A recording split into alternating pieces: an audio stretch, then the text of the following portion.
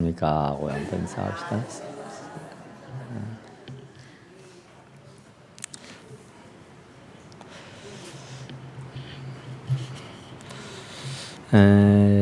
이런 얘기가 있더라고요.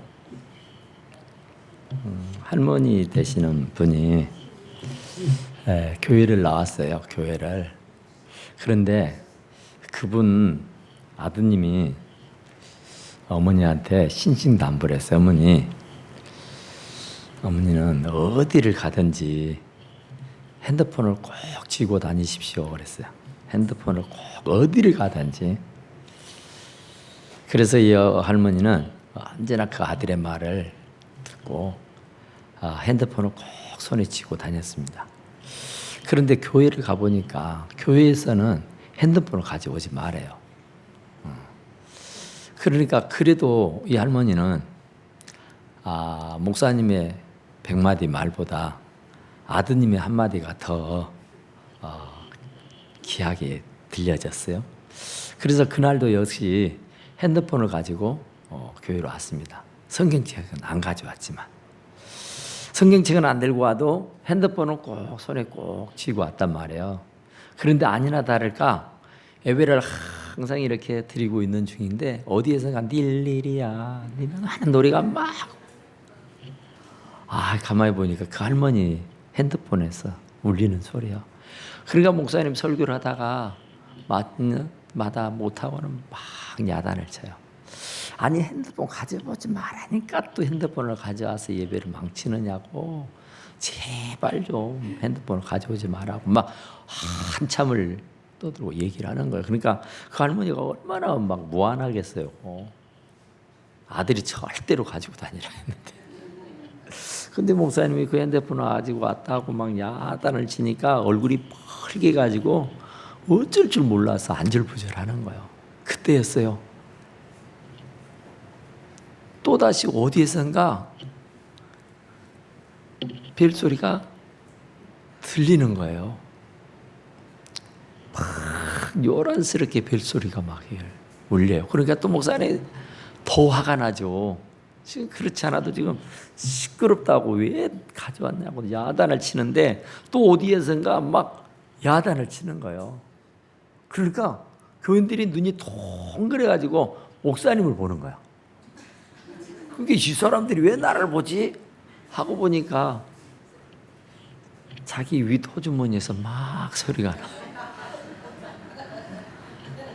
그러니까 얼마나 이분도 이제 60이 넘으니까 깜빡깜빡 하는 것 같아. 그런데 이분은 눈 안 나도 깜짝 안 해. 교인들은 다 자기를 향해서 막 눈이 막 쏘아지고 있는데 이 양반은 하나도 개의치도 안 해. 그러면서 싹 주머니에서 예, 하나님이십니까? 말씀하십시오. 아이고 죄송합니다. 그리고 딱 전화를 끊더랍니다. 웃자고 드리는 말씀이고요.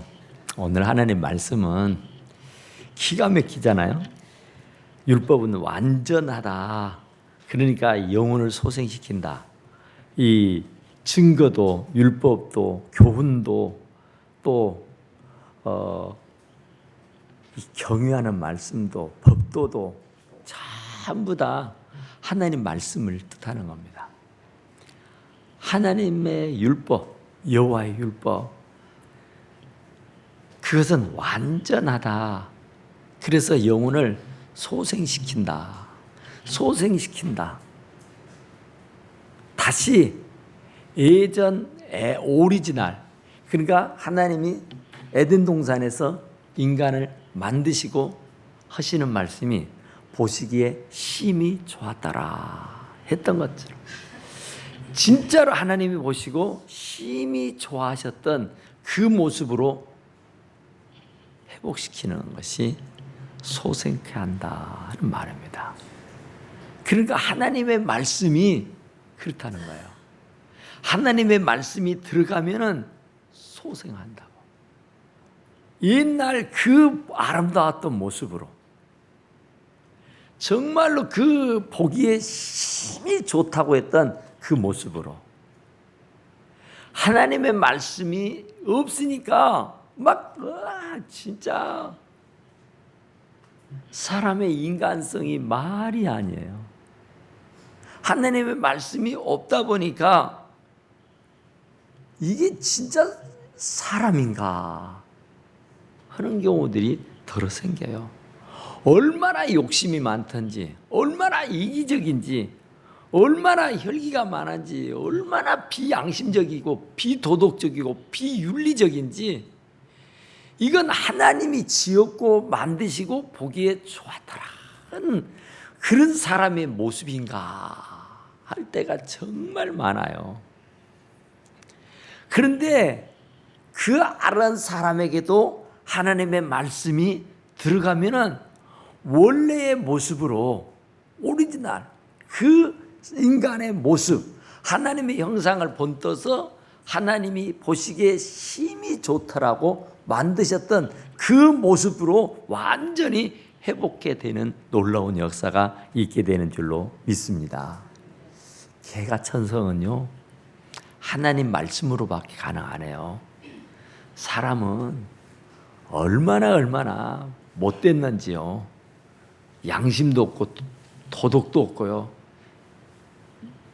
진짜 욕심이 얼마나 배 밖으로 나왔는지 말로 할 수가 없어요. 그런데 하나님의 율법이 완전하기에 우리들의 심령 가운데 들어가면 우리의 영혼을 소생시킨다. 하나님이 인간을 만드시고 그 코에 생기를 부어 넣었다. 그래서 생명이 되었더라 그래요. 그래서 하나님의 형상을 본떠서 만들어서 하나님이 보시기에 심히 좋다고 했던 그 아름다운 모습. 그래서 하나님과 언제나 동거동락하면서 마음껏 소통하고 얘기할 수 있는 그런 대화의 벗이 될 수 있는 그런 사람으로 소생시킨다 그 말이죠. 그래서 하나님의 말씀을 늘 듣고 읽고 쓰고 배우고 묵상하고 하는 사람은 하나님과 격이 없이 지내는 거예요. 부담 없이 지내는 거예요. 흉금 없이 이 얘기를 나눌 수 있는 관계가 되는 것이다 그런 말이에요. 우둔한 자, 미련한 자를 지롭게 한다. 하나님의 말씀은 사람을 지롭게 하는 거예요. 지식이라는 것은 돈이 있어야 배워요. 학교에 가서. 그러니까 돈이 없는 사람은 배우고 싶어도 배울 수가 없어요. 또 이 지식이라는 것은 학교에 가서 책을 통해서 배우는 겁니다. 그런데 지혜라는 것은 돈을 주고 배우는 것이 아니라 학교에 가서 책을 가지고 배우는 것이 아니라 하나님의 말씀을 통해서 여호와의 계명을 통해서 증거를 통해서 지혜로워진다 그런 말입니다. 그러니까 사람이 지식만을 가지고 있으면 아주 못돼요. 감옥에 들어앉아 있는 사람들을 다 학력을 조사해 보면은 고학력자들입니다. 무식한 사람 하나도 없고요. 학식 배움이 없는 사람이 없어요. 얼마나 많이 배웠는지. 그 배우는 그 지식들이 사기꾼으로 만들고 도적으로 만들고 강도를 만들고 치고받고 싸우는 폭력자로 만드는 거예요. 그러니까 그 지식이 많을수록 교만하고 거만하고 오만하고 사람 같지 않아요. 얼마나 없는 사람, 못 배운 사람 멸시하고 무시하고 천대하는지 지식이 많으면 많을수록 그러는 거예요. 그런데 지혜로운 사람은 지식이 많은 사람하고는 전혀 다릅니다. 일자무식이어도 학교 대문 앞에 가지 않았어도 지혜 있는 사람은 어디를 가도 칭송을 받고 칭찬을 받고 인정을 받고 사랑을 받게 되는 줄로 믿습니다. 왜냐하면 말하는 것이 지혜로워요. 행동거지 하나하나가 참 지혜롭습니다. 눈밖에 나질 않아요. 사람의 마음을 상처를 주지 않아요. 미움받을 짓을 절대 안 해요. 경우에 맞는 말만 딱딱 하는 거예요. 지혜로운 사람은. 그런데 지혜가 없어 놓으면은 참 이게 말도 아니죠. 지혜 있는 사람은 같은 말도요 얼마나 예쁘게 하는지 몰라요. 그러니까 그 지혜는 하나님으로부터 오시는 거예요. 말씀을 통해서 오는 거라 그 말이에요. 하나님의 말씀은 살았고 활력이 있어서 자위에 낯선 어떤 검보다 더 예리해서 우리의 혼도 관절도 골수도 찔러 쪼개기까지 한다. 그러니까 우리들의 골수까지도 쪼개는 말씀, 그 말씀이 우리들의 심령 속으로 들어오게 되면은 우리의 심령이 완전히 뒤바뀌어지는 거예요. 욕심이 배 밖으로 나와서 자기 것만 추구하고 남이야 어쨌든 내 배만 부르면 제일이라고 생각했던 사람이 하나님의 말씀이 탁 들어가 되면 얼마나 베풀기를 좋아하고 나누기를 좋아하고 섬기기를 좋아하는지 이루 말로 할 수가 없어요. 그러니까 우둔한 자를 참 지혜롭게 해요. 공부는 꼴등에서도 어디를 가도 인정받고 사랑받고 칭찬받고 존경받고 살아요. 여호와의 교훈은 정직하여 마음을 기쁘게 한다. 우울증이라는 병은 웃고 살면 없어져 볼 병이에요. 사람이 우울하게 나 혼자밖에 없다, 외롭다, 괴롭다, 힘들다 이런 것들 때문에 죽고 싶다고 오는 거예요. 이런 것 때문에 삶의 의욕을 잃어버리는 거예요. 이런 것 때문에 잠을 못 이루고 불면증에 시달린단 말이에요. 그것이 지나다 보면은 우울증으로 자리를 잡습니다. 그것을 극복하지 못하면은 결국은 얼토당토하는 일들을 자행하고 만다 그런 얘기죠. 그런데 그 여호와의 말씀을 우리가 듣고 그 여호와의 말씀을 지키고 행하고 살면은 우울증이 올 수가 없습니다. 항상 기뻐하라. 그냥 항상 기뻐해버리면요, 그냥 항상 웃고 지내면요 우울증 안 와요. 항상 즐겁고 행복하다, 진짜 재밌다, 정말 좋다 이러면은요 골다공증 안 온다니까요.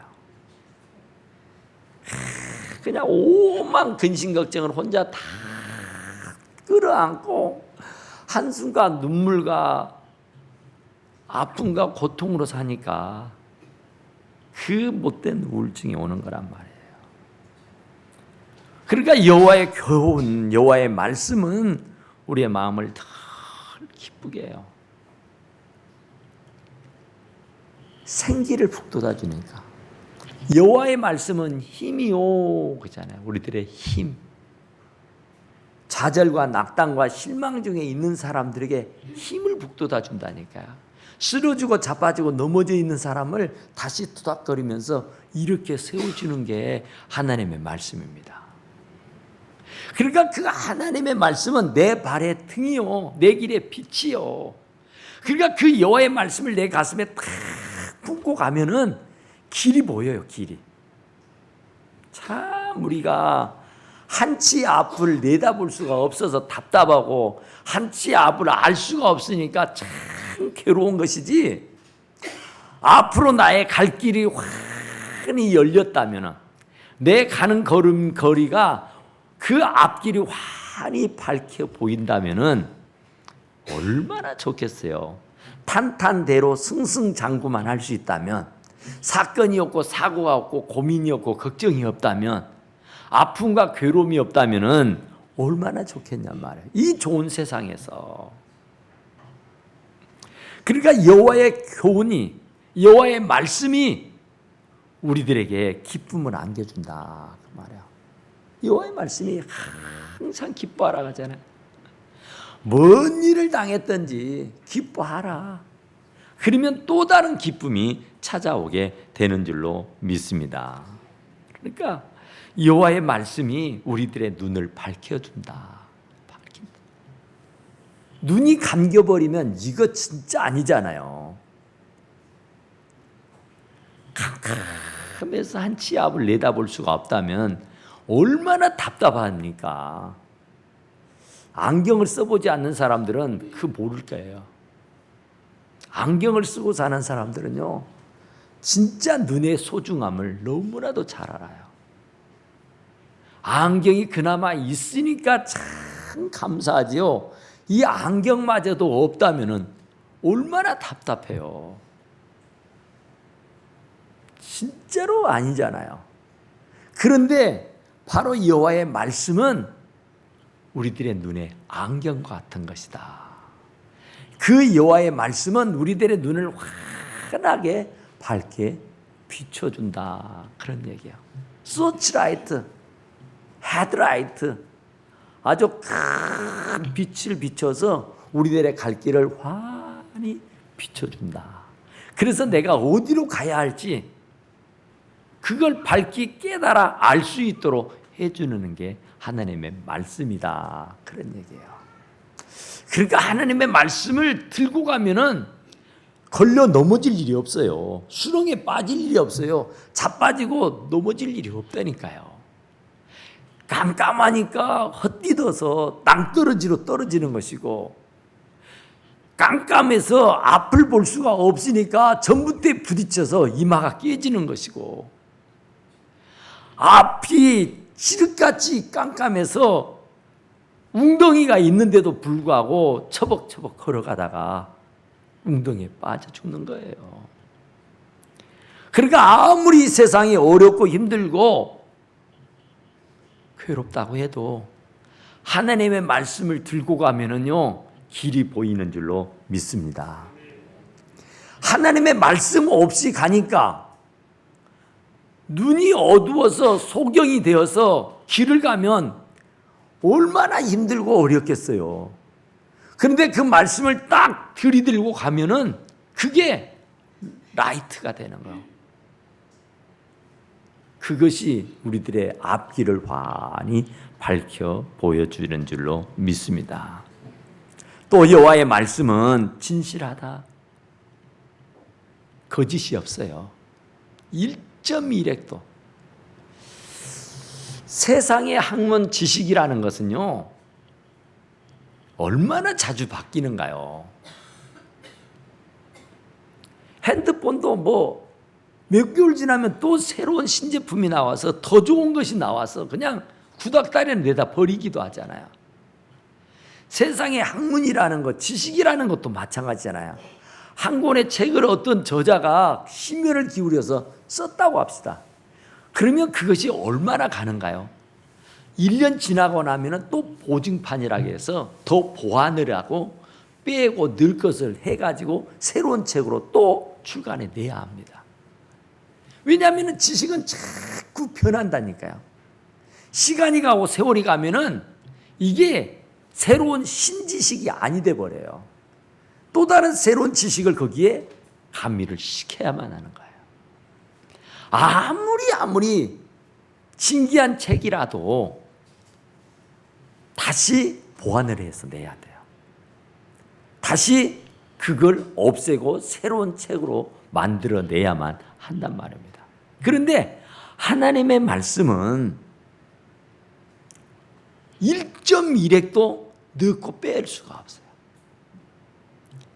수천 년이 흘러왔지만은 어느 한 말씀이라도 이건 시대가 변했으니까 필요 없어 하고 빼내버릴 말씀이 없어요. 아니 지금 시대가 어떤 시대인데 이런 말씀으로 거기에 더 삽입을 시키고 거기에 더 보완을 해야 돼 하는 게 없습니다. 하나님의 말씀은 완전해. 더하거나 뺄 수가 없는 완전 무결한 말씀이요. 그러니까 이건 진리입니다. 진리.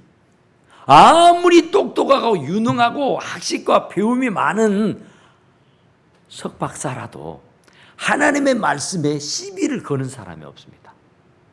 왜냐하면 이건 조물주요 전능자 하나님의 말씀이기 때문에 그래요.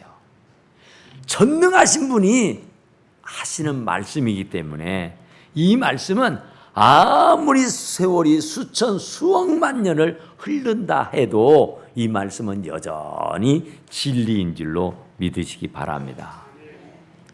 또 이 말씀은 순금이라는 것은 오리지널 불순물이 하나도 들어가지 않은 완전 무결한 금덩어리잖아요. 왜 금이 인기가 많습니까? 왜 금이 그리도 비쌉니까? 지금 같은 때는 돈 있는 사람들은 은행에 맡기지 아니하고 금덩이, 금괴를 사서 놓아둡니다. 그러면 은행에다가 넣어둔 것보다는 훨씬 더 많은 이익을 창출해낼 수 있어요. 바로 이 금괴가 왜 그렇게도 비싸냐 말이에요. 왜 그래도 그렇게도 귀하냐 말이에요. 그것은 아무런 불순물이 들어가 있지 않기 때문에 그래요. 거기는 오리지널이에요. 그냥 순수한 금만 거기에 포함되어 있기 때문에 그렇다. 그러니까 금을 싫어할 사람은 아무도 없잖아요. 금이 또 얼마나 비싼가요? 진짜 어마어마하게 비싸잖아요. 하나님의 말씀은 순금이에요. 이 하나님의 말씀의 가치가 순금보다 더 귀하다니까요. 여러들의 손에 끼고 있는 가락지 반지보다 100배, 1000배 비싸요. 그 하나님의 말씀은 순금보다 더 귀하다. 꿀송이보다 더 달다. 하나님의 말씀은 꿀송이보다 더 달단 말이에요. 순금보다 더 귀하단 말이에요. 가치가 그만큼 있다는 거예요.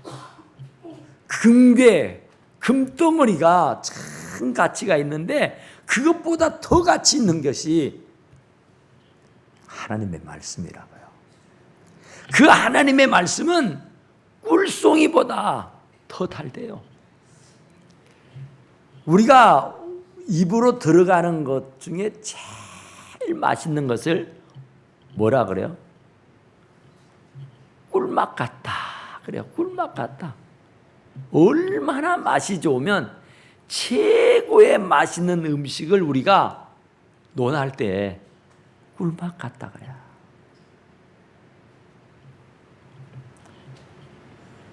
꿀처럼 달다 그래요. 꿀처럼 달다. 꿀만큼 단 게 없고요. 꿀만큼 달콤한 게 없어요. 하나님 말씀은 그 꿀보다 더 달콤해요. 그 꿀보다 더 달단 말입니다. 달달해요. 이 꿀은요 얼마나 좋은지 불면증에도 좋대요. 신경통에도 좋대요. 관절염에도 좋대요. 비타민 C가요 최고로 많대요. 그래 이 꿀은 화학 비료가 뿌려진 곳에는 벌들이 내려앉지를 않는답니다. 그러니까 그 유기질 비료에 뿌려놓는 그 꽃들에만 앉아가지고 1kg의 그 꿀을 만들기 위해서는 수백만 개의 꽃들을 옮겨 다니면서 꿀을 채취한다 해요. 그러니까 그 꿀이 얼마나 귀하고 또 얼마나 좋은지. 그런데 하나님의 말씀이 그 송이 꿀보다 더 달다고요. 믿어집니까? 얼마나 달면은, 얼마나 달콤하면, 얼마나 맛있고, 얼마나 좋으면은, 얼마나 귀하고 좋으면 금덩이보다 더 귀하다고 했겠어요. 그걸 아는 자만이 알아요. 먹어본 자만이 그 맛을 알아요.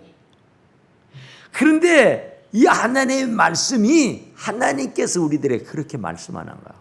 송이 꿀보다 더 달다고. 왜냐하면 그 말씀이 내 길에 비치고 내 길에 내 발의 등이란 말입니다. 그 말씀이 있어버리면은 내 잔이 넘치는 거예요. 그 말씀이 내 안에 들어오면은 환한 광명의 세상으로 이끌어진단 말입니다. 걸려 넘어질 일이 없어요. 사건 사고에 휘말릴 일이 없어요. 만사가 다 형통한 거예요. 그냥 모든 일들이 다 협력해서 선을 이루게 되는 줄로 믿습니다.